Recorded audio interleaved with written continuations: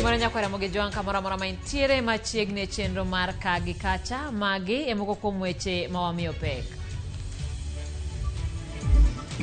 Kweth mar Azimio opodho Kalonzo Musyoka mondo odhi olar kom mar spika mar Senate ka Kenneth Marende biro laro komno e od bura mamalo. Jod bura manoyier e Senate timo ikruok motelo ne nyasi mar chamo muma. Alap Makasarani ikone nyasi mar podho jatend Kenya moyier kod jalupne.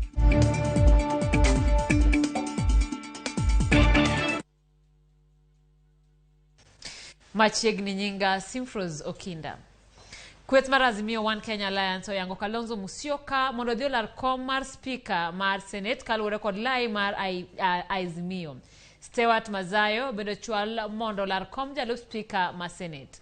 E kindeno jo Azimio ne opuodho Kenneth Marende mondo doge kom spika e od bura mamalo. Ka iluwe kod Farah Malim, jo Azimio kwayo jo od bura mamoko mondo sir jo Azimio e kome magigeno yudo.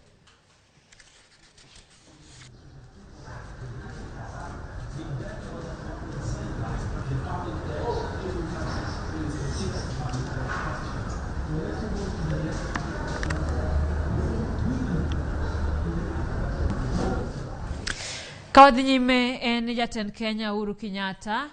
Kawadhi nyime kanyo en chenro mar ikruok mar chamo muma mar senators kod jod bura mamalo otimore kawuono motelo ne romo mokwongo madhi bedo kiny toka gisechamo muma. Senators moyier ne ondikore motelo ne chenro makiny madwaro kombe mag spika e Senate kod od bura mamalo bedo chwalo kwayo margi. E Senate piem mapek nenore kind Kalonzo Musyoka mar Azimio kod Amason Kingi mar Kenya Kwanza. E od bura mamalo Moses Wetangula mar Kenya Kwanza biro laro kom spika kod Kenneth Marende mane opuodhi kod kweth mar Azimio One Kenya Alliance.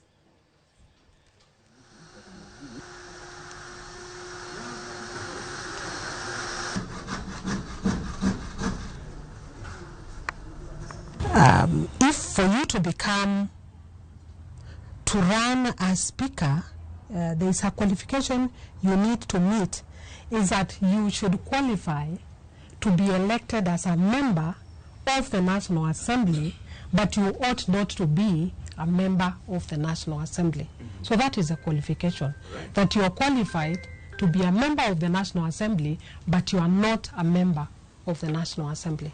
I have given nomination papers to whoever has come for them. I am waiting for the members to return the nomination papers. Once the nomination papers have been returned, I will ascertain who is qualified to be or not to be a member. We require them to give us a letter from the Independent Electoral and Boundaries Commission ascertaining as to whether they are qualified as to be elected as members of the National Assembly, and they are not such members. I have not yet received that feedback. Chenro magikruok chamo muma mar jatend Kenya moyier William Ruto kod jalupne Rigathi Gachagua matimore Alap Makasarani nodonjo odiechieng' mar ariyo kawuono. Jolweny ne timo ikruok margi ka komiti matayo nyasi no bende ne pango kaka jibiro bet e nyasi ma tarik 13 mar dweni. Odiechieng'no ma en tich ariyo mabiro ne oyangi kaka chieng' yweyo mondo ochiw thuolo ne ji mabiro yuoro e nyasi.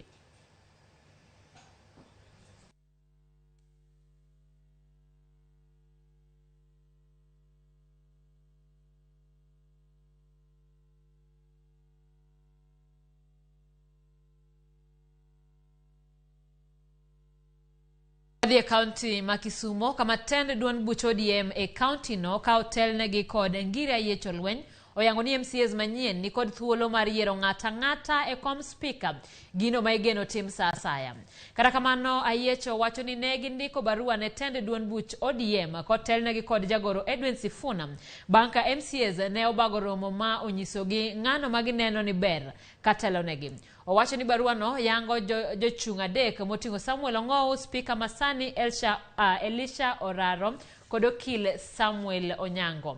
Omedo ni MCAs ni kod ratiro mar dhi nyime kod romo ma opogore ka gisumre paro ewi ng'atno ma gidwaro ni otelnegi. Kisumu ka to ne giromo gi ji adek mochung' madwaro kom mar speaker. Ne giromo gi Onyango Ong'ow Samuel, giromo gi Elisha Oraro speaker, to giromo gi jal machielo miluongo ni advocate Samuel Onyango. Ne giromo giloso kodgi. Bang' loso kodgi, ne ging'ado e pachgi ni Samuel Onyango ng'owno ema gineno ka bit ber negi moloyo ji ariyo mamoko kobedo negi speaker. Ne gimiyo wachgi no, ndikonwa report moro ne gimiyo kaka komiti mar ODM, ne gimiyo report no. Kaluwore gi report no, ne waloso barua moro ma be ne wa recommend ni Samuel Onyango ng'ow jogo neno ni ber negigo bende bera ka giyiero. Koro wan kaka party ne wachiwo recommendation marwa, to kata kamano gima duong' ma nyaka wang'e ni yiero mar speaker idhi tim e assembly. Wan kaka party ok wadhi yiero kuro. Kura MCS go ema dhi goyo to yiero speaker gi magihero.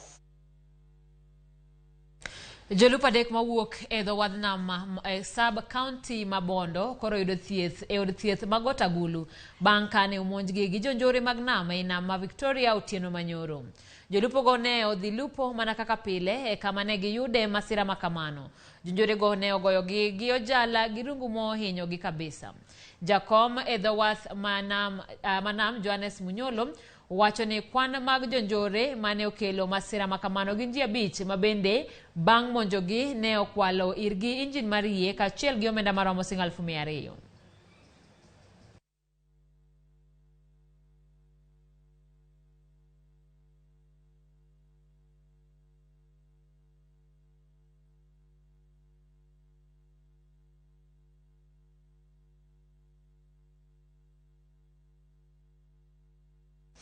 Riwruok mar joma ne omiyo rak gi kaunti ma Kisii okwayo jotelo mag piny owacho mamalo kod mago mag kaunti mondo okas chudo mag gope mag tije mane osetim kaka yo mar miyo joma ne otiyo ne kaunti konyruok e kindeni matelo manyien donjo e tich e counties mopogore opogore.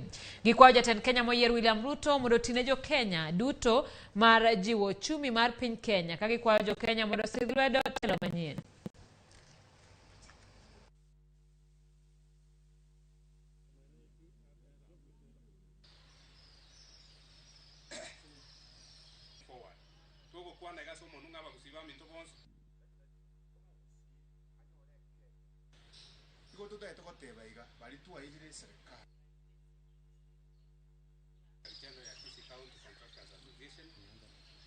Most of our contractors have died because of the burning bills. We have suffered a long way, but we know the new regime is going to attack this problem and we are going to be saved. Let them be our savior now as we hand over our problems to them. Within 100 days, I know they are going to do something good. And therefore, I request him to work with our governor, Honorable Simbarati, so that our Kisii county to grow up. And as far as our county is concerned, I want to take also this opportunity as the Kisii County Contractors Association Secretary General to thank His Excellency Honorable Paul Simba for the Kisiis who elected him. And we want to give him ample time so that he is going to serve the people of Kisii, because we know the expectations are up there. We cannot have the luxury to drag him behind by any other gymnastics or acrobatics. We are saying we want to support him, we want to move forward.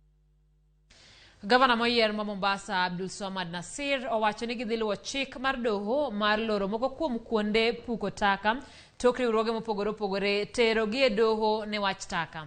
Giwacho ni gidhi lando ne kembe manyalo konyo e loso mwandu kowuok e taka mar konyo gi tieko taka mabomano. Medo ni mae idhi tim e ndalo 100 mokwongo mag bedo e apis kama en achiel kuom yore mag tieko midhiero mag taka e kaunti no. Hatuwezi kuendelea tena hivi ya kwa mara gari limeharibika klachi. I don't want my job to be sayote kuambiwa ya kwa kuna taka hapa. I want my job iwe kazi yangu ni kuangalia mambo ya uchumi wa Mombasa, kuhakikisha ya kwa investors wameingia, kuangalia mambo kama hayo. Isiwe kazi yetu saa zote sisi ni kuangalia mambo ambayo kwamba let's not reinvent the wheel. Sehemu nyingine katika dunia wanafanya mambo haya, and I think we need to follow suit. So within the first 100 days we give out an expression of interest, tuangalie how the response will be. Kama nilivyomsikia governor alivyosema, priority yetu kubwa sasa ni kuhakikisha mji wa Mombasa umerudi kwa msafi. This is our biggest priority. And I think when tukifanya hili, tutakuwa tumewafanyia watu wa Mombasa haki kubwa sana, manake wamelia kwa muda. We have been requested for some issues. These are temporary measures, repair of some of the county equipment, provision of some bulldozers here to sort out the challenges that are faced at this dump site. While we wait for more permanent solutions, we understand there will be policy issues, there will be a proper framework for the management of this dump site. Kawadhi nyime ni ting mapek ma jatend migao mar somo neno e kinde mobedo kaka jatele migao no en luwo chike moyware matayo chenro mag sirikal gino mosemiyo chenro mamoko oleo chakore. Magoa mane loso e kinde rango chenro mag gedo mag klase CBC skund sekondar ma Ushirika Nairobi okone chike ma piny owacho keto ni oluwo mondo eka tim gik moko e sekta no oyo chien chenro modhuro. Okoni yore ma iluwo ka idwa puodh chenro mag omenda bor kendo odhuro mokalo. Omedo ni thoth oganda odich gi yo migolo go omenda moheo tich mowinjo ti. There is too much bureaucracy, and I've had a lot of challenges because there are bureaucratic layers. There are thorough bureaucratic layers. What you could have done in one day sometimes takes a week. It is important to get people who are focused on results. We are more focused on processes, so that in government, as long as the process is correct, it doesn't matter whether there is any result. The process was correct according to the law. I always start from the results, and that's why you see me running around. Kweth machoko pa jopiny kotenore kod chik mar weyo thuolo joma otwe medo kolo paro ma osechiw motelo ne ywa twak e od bura. Jakom mar kweth no Laktar Lydia Muriuki no otelo ne jokanyo e golo pach jodak ma Kilifi kaluwore kod weche ma osechak chwalo ne kweth no. Twak makamano nyoriwo jotije sirikal kod riwruoge ma ok mag piny owacho mar bero paro ma imedo gol. Muriuki bende olero ni ripode mag joma otwe nyaka luw kendo non makare kaachiel kod puonj magiseyudo e kinde mane gin e twech nyaka toka osewegi thuolo. Jokanyo mag kweth no olero ni pach jopiny osego chapa mak mana ni chik dwaro ni onongi kendo kod oganda mar neno ni onge paro ma owe oko kapok twak ochwale od bura dweche machuok mabiro.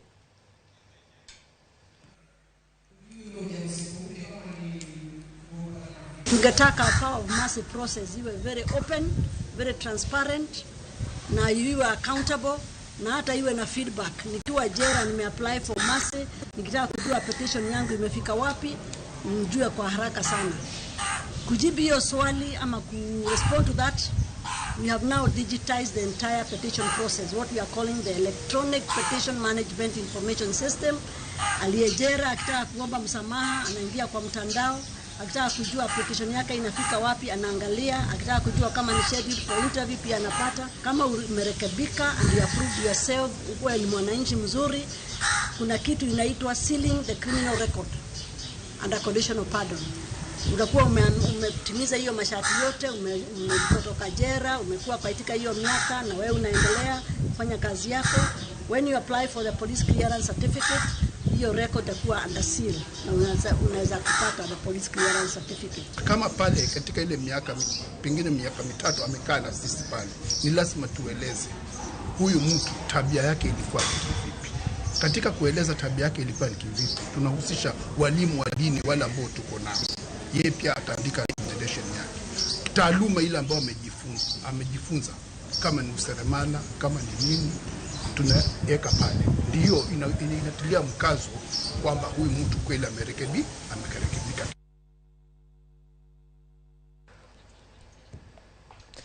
Ramogi gie kanyono emakelewe giko mar weche manyien mag lakteche gi kao kamano wantiere koda chenro mabende ang'eyo ni johera make thoth moloyo mano chenro no mar ngoma wake maitayo kod DJ Vic. Kao kamano kamano kuom budho kede chenro ni eri nyinga Simfros Okinda haweu ir DJ Vic. Apinji Okinda. Ido woka kamano koke miele ngoma wake nikech ang'o nikech ing'eni ngoma wake en show kubwa kawuono ni gimo adwaro ya manyo jamiel Inyalo miele ngoma wake Sifros. An gitiela rio ma korach. Apenji Sifros. Kose in gi gospel. Apenji Sifros. Nyaka ni chako bedo kaluo kae biseno DJ manya dendi. Mawuok kaluo kae. Podi. Bas. Mase winjok ginjeluo. Kawuono DJ ma nyadendi. Kawuono wantiko deka live. Nisena rite okawuoga set. Asante sana.